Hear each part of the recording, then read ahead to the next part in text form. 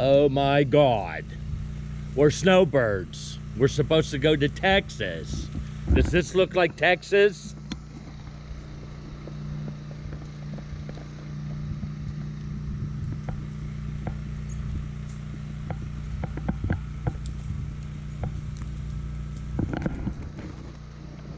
Anyway, Mother Nature has thrown us a curveball, needless to say.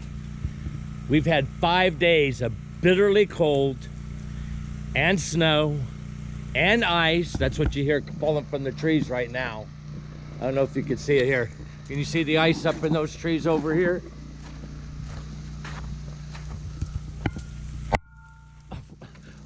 Did you see the one that just hit the camera?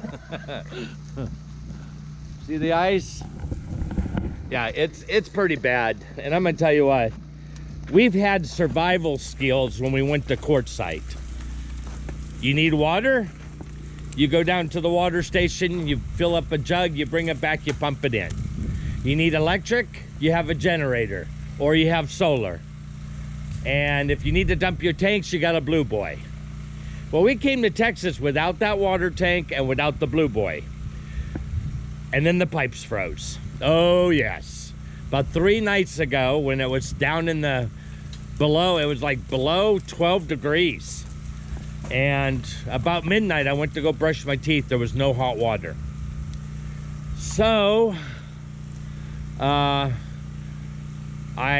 tried to put our small space heater down in the cargo area to kind of like blow in that area directly to put heat near the Nautilus system. If you don't know what the Nautilus system is, I'm going to show you. My neighbor's running his generator because we ran out of electricity this morning. Okay, here's the Nautilus. This is the Nautilus right here. Okay? And if you look behind it, you can see the spaghetti behind there. You see all the water hoses and everything. Okay, and you see the heater. I had that heater in there for 3 days. Okay, it's not on now because it's 35 degrees. Okay, but for the first day, I got the cold water running. Got the cold running and was waiting for the hot, waiting for the hot, waiting for the hot. Never got it. What happened that night? All the pipes froze again.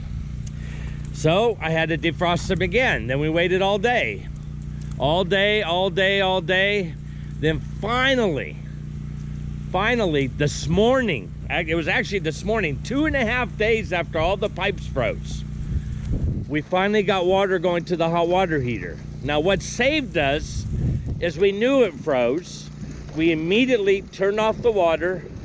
We opened all the faucets, and I ran out and I turned off the hot water heater and I drained it. Okay, that's the #1 thing you got to do. If you can't winterize, at least try to get rid of the water.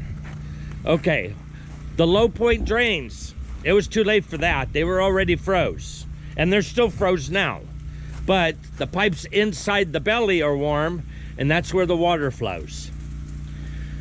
Okay, that's problem 1. Of course, problem 2 was trying to keep everything warm in the belly. Well, the first thing you got to do is turn off any auxiliary heat that you have inside your cabin, and only turn on the furnace. In fact, turn on the furnace higher.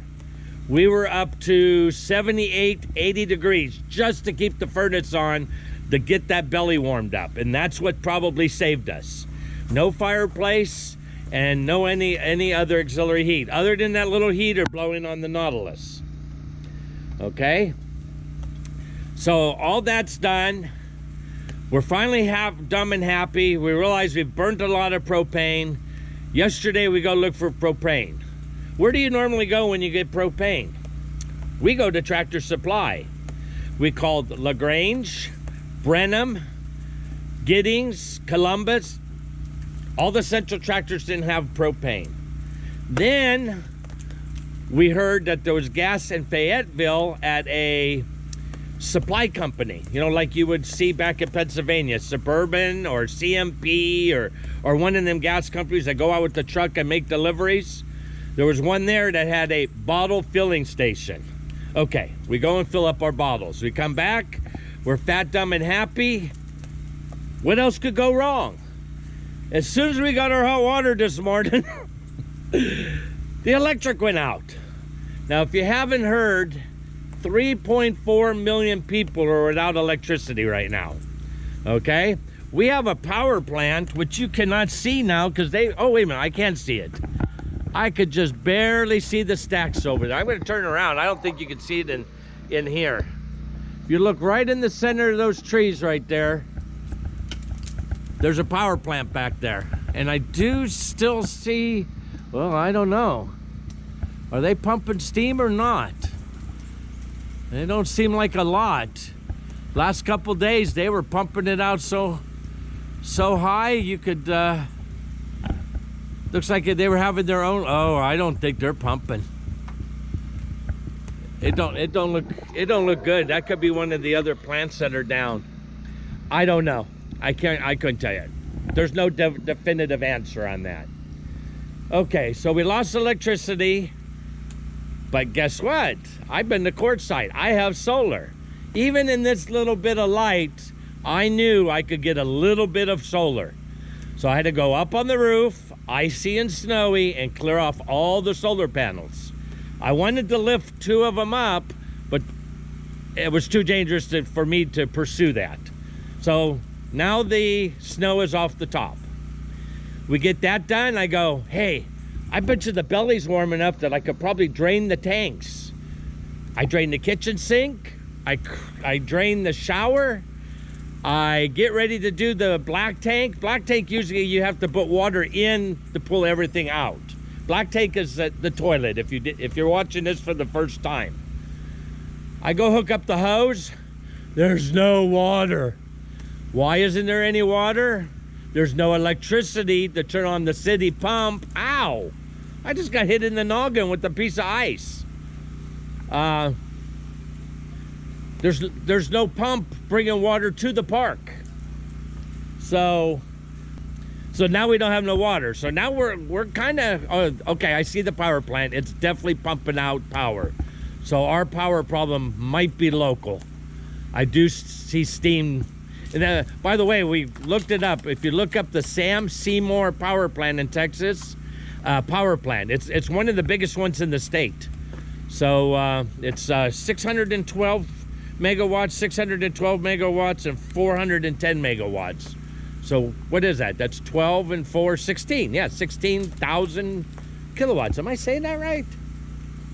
Yeah, it's got to be 1.6. You figure it out. It's too damn cold out here. Anyway, so now we're a little bit being worried. We're running generators when we need them, but if we don't have power, that means they can't pump gas in our gas containers. We don't have water except what's in our tank. Once our tanks go dry, we have no means to get water. And so electricity, we're going to be fine on. Propane, well, again, that could be a problem. If the guy doesn't have a generator running his pumping station back in Fayetteville, we're not going to be able to put propane in the tank and refill the tanks. So the next couple days is really going to be a challenge. But yeah, we came to Texas. We did not, in a million years, expect to be freezing to death and going through this. So hopefully everybody's doing well and keeping warm.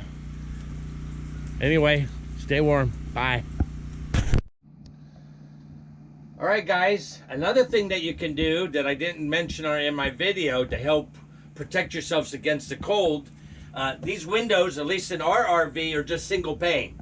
They're very cold. Not only are they cold to the touch, but you can actually feel the cold from a distance away. What we had done some time ago is we put some of this Reflectix in the windows. We have pre-cut this for all the windows except 2.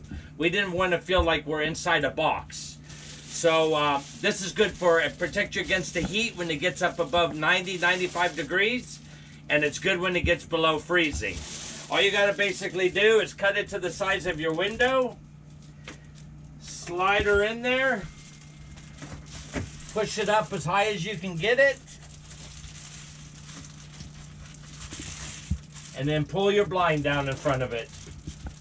And it should stay in place. And this way you can protect your wife's flowers. Yes, those are African violets in Texas in February.